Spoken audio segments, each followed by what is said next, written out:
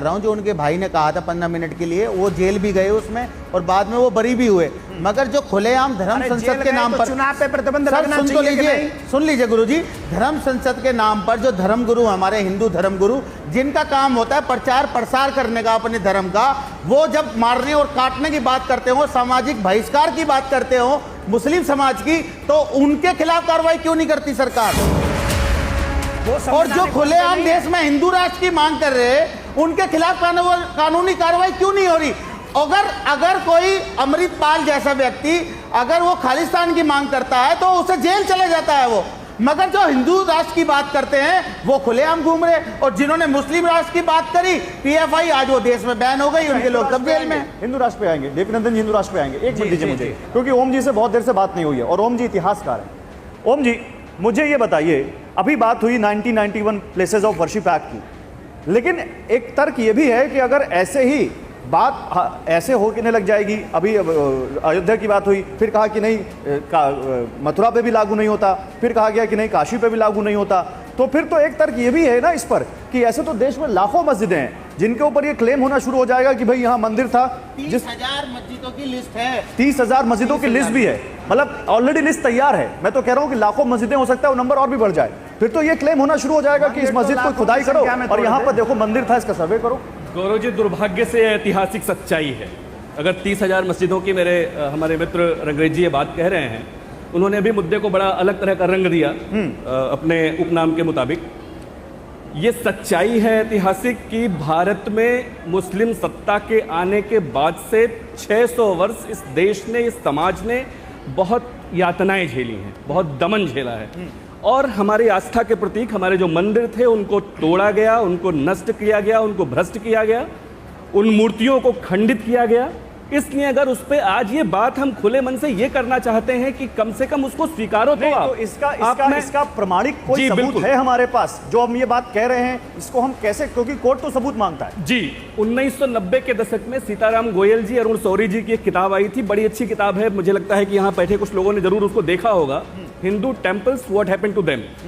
1800 हिंदू मंदिरों के, हिंदू धर्मस्थलों का उसमें बहुत सिलसिलेवार सप्रमाण जिक्र है, जिससे वो प्रमाणित होते हैं कि वो मंदिर थे, हिंदू धर्म के आस्था के केंद्र थे, एकदम प्रमाणित होता है। 1800 तो है, बाकी हम 30,000 की जो बात कर रहे हैं, अगर हम 30,000 की बात कर रहे हैं, मैं ये नहीं कहता कि उस पर हम दावा करने जा रहे हैं, लेकिन इस सच्चाई को आज मुस्लिम भाइयों को बड़े खुले मन से स्वीकार करना चाहिए कि हिंदुओं पर ये अत्याचार, ये अनाचार, ये जो स्थिति है ये बनी। औरंगजेब जैसा व्यक्ति, देवकीनंदन जी के पास जाऊं, फिर एक सवाल आपसे यही है, फिर ये बात आज इतनी क्यों उठ रही है, पहले क्यों नहीं उठी?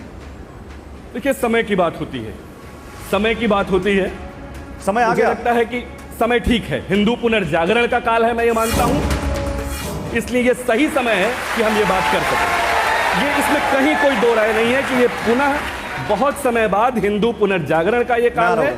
हम ये एक मिनट, मुझे के टूल किट बनकर काम कर रहे हैं। देखिए, मैं इतिहास का विद्यार्थी हूँ, में चुनाव है, 4-5 राज्यों में चुनाव है। सर, मैं आपको बता दूं, जी, मैं इतिहास का विद्यार्थी हूँ, रुक जाइए, तो मैं उस दिन से किसी भी चैनल पे बैठना बंद कर दूं। मैं आपको एक चैलेंज करता हूं सर, अगर आप चैलेंज करता हूं, आप फोटो के अलावा ये बता दीजिए, ज्ञानवापी में जो कोर्ट में मामला चल रहा, कि क्या सबूत है आपके पास? सिर्फ वो फोटोज, सिर्फ एक फोटोज की वजह से आप जो है ज्ञानवापी को, जो परिसर को अपना बनाने चाहते हैं, जहां 350 साल से नमाज हो रही है, और आज भी नमाज हो रही है, आज भी नमाज हो रही, मगर जो वजू खाना है जहां पे कथाकथित शिवलिंग बताया गया, हम भी कह रहे हैं अगर उसकी जांच होनी चाहिए। मगर जब सुप्रीम कोर्ट में ये लोग जाते हैं, हाई कोर्ट में जाते हैं हिंदू पक्ष के लोग, तो कार्बन डेटिंग के लिए हाई कोर्ट जो उसको मना कर देता है कि कार्बन डेटिंग नहीं होगी। एक मिनट, तो आप कह रहे हैं कि वहां एक मिनट, इन्होंने कहा जांच होनी चाहिए, तो रंगरेज ये कह रहे हैं कि एएसआई सर्वे होना चाहिए ज्ञानवापी परिसर का, और दूध का दूध और पानी का पानी वहां पर साफ हो जाना चाहिए। आप ये कह रहे हैं? कहना ये है, आप कह रहे हैं कि नहीं कह रहे हैं? आपने कहा जांच होनी चाहिए। मैंने ये कहा कि सर्वे 1 साल पहले हुआ था,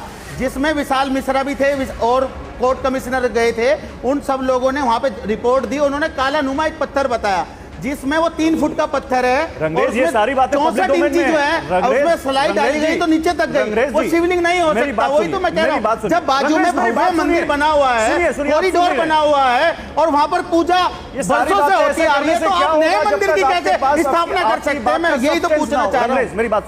मेरी बात सुनिए, पैरेलल नहीं बोलते हैं। ये जितनी बातें आपने की सब पब्लिक डोमेन में है। मैं तो आपसे एक लाइन का सवाल पूछ रहा हूं। आपने कहा जांच होनी चाहिए, तो ज्ञानवापी परिसर का एएसआई सर्वे होना चाहिए नहीं होना चाहिए? हाँ या नहीं ना? होना चाहिए। अभी- क्यों होना चाहिए? जब प्लेसेस ऑफ वर्शिप एक्ट किस लिए आया था भैया?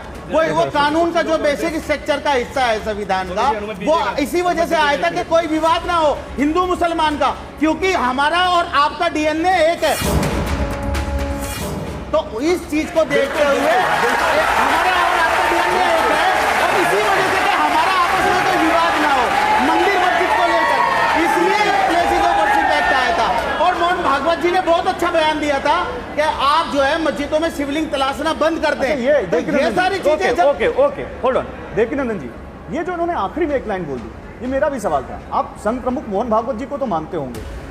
देखो, पहले उनसे भी पहले एक और अच्छी बात बोली, आप उस पर क्यों नहीं पूछते हमसे? नहीं, आप उस पर ही बोलिएगा। नहीं, मैं पहले उस पर अच्छा, बोलूंगा। बोल दीजिए, आप उसी बोल दीजिए। इन्होंने एक बात बहुत अच्छी बोली, आई लव इट।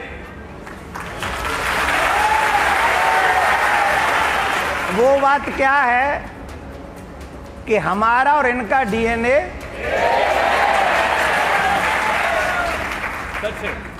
ये सत्य है। यही तो रो रहे हैं, यही तो रोते आ रहे हैं। ये आगे और न रोना पड़े, इसीलिए ये बहस हो रही है। हमारा और आपका डीएनए एक है, ये सच है। जिस शिव की पूजा हम आज कर रहे हैं, उस शिव की पूजा आपके पूर्वज कर चुके हैं।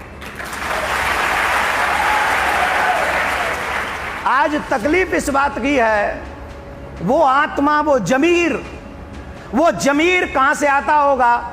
जिस शिव की पूजा हमारे पूर्वजों ने की है, हम उसके ऊपर जाके कुल्ला कर दें, हम वहां जाके पैर धो लें।